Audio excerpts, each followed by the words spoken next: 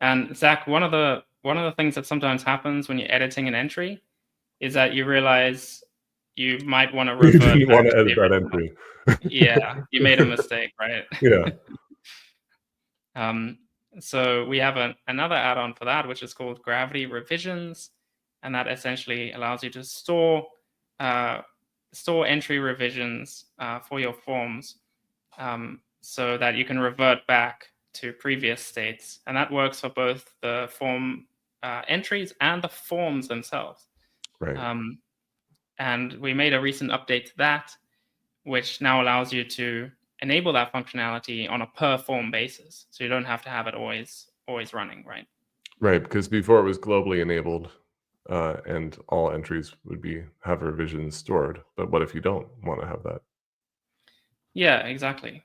So now I've got the plugin installed, and I can go to one of my forms here and go to the forms settings page. And yeah, now I can just scroll down here right to the bottom, and I get these new toggles here, which is enable entry revisions and enable form revisions. And once I enable those, GravityRevisions will start tracking all the updates and all the changes we make to entries and forms, so that you can go back and you have like a record of all the changes that were made.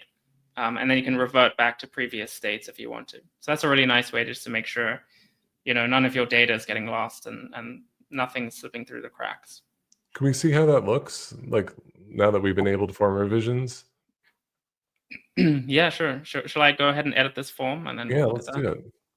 Okay, yeah. So let's edit the form. And I don't know, maybe I'll just add another field in here. And maybe I'll just remove one of these. Yeah, let's go ahead and just like delete one of these fields. And then I'll save that. And now we can go back to forms page. And then there's a form revisions sidebar tab now. There we go. Yep, form With Gravity revisions. revisions.